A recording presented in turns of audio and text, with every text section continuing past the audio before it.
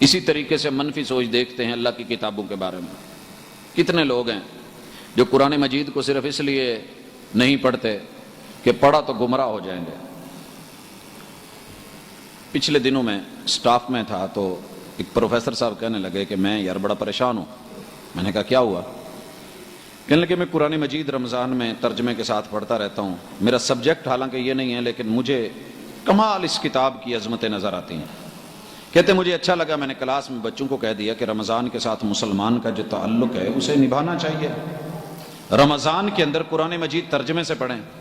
تو کہتے ہیں بچے کھڑے ہو گئے, کہنے لگے سر ہمارے مولانا نے تو کہا ہے بھئی قرآن ترجمے سے پڑھو گے تو گمراہ ہو جاؤ گے, گمراہ ہو جاؤ گے. اور یہاں جنوں نے بھی کہا تھا, ذرا سورہ جن پڑھ کے دیکھیے, انہوں نے یہاں تک بولا تھا, ان کی مثبت سوچ تھی, انا سمعنا قرآنا عجبا, ہم نے ایک ایسا قرآن سنا ہے جو حق کی طرف ہدایت دیتا ہے, رہنمائی کرتا ہے.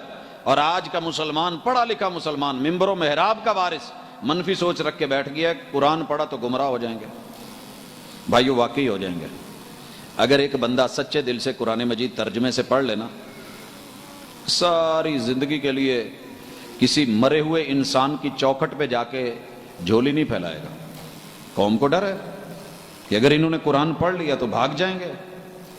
اگر ایک بندہ سچے دل سے قرآن مجید میں صرف اتباع کی آیات کو پڑھ لے, ساری زندگی محبوب کے ہوتے ہوئے کسی امتی کے پیچھے نہیں بھاگے گا, کیونکہ عزت اور وقار کا مسئلہ ہے. ما لکم لا ترجون للہ وقارا, رب کو بھی وقار گوارا ہے, آپ کو بھی وقار گوارا ہے.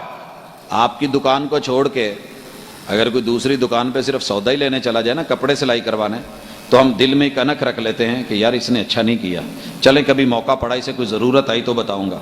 پھر یہ گیا, کہنے لگا جی میری جیب پھٹ گئی ہے, ذرا تروپا تو لا دیں. کہندا جی تو سوٹ سمانا ہے اتنے جا. یہ حقیقت ہے. چھوٹی موٹی ضرورتوں کے وقت جب کوئی بندہ کسی کو پکارے اور بڑے کام جو ہے کسی اور سے کروائے تو پھر لوگ انک رکھتے ہیں. اللہ تعالیٰ بھی یہی معاملہ ہے. کہتے ہیں ٹھیک ہے پھر جا, ہاں توبہ کر کے لوٹا تو میرا ہے.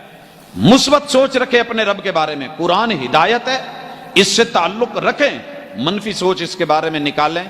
یضل بہ کثیرا ویہدی بہ کثیرا کا سہارا لے کے, اس کا معنی یہ نہیں ہے کہ مسلمان ہو, صاحب دل ہو اور من سے پڑھے, دلیل کے ساتھ پڑھے اور پھر وہ گمراہ ہو جائے. جن کی گمراہیوں کے رب نے ذکر کیے ان کے پیچھے بہت کچھ ہے, وہ بھی ذرا تصور کی دنیا میں جا کر کے دیکھیے. قرآن کتاب ہدایت ہے, کتاب شفا ہے.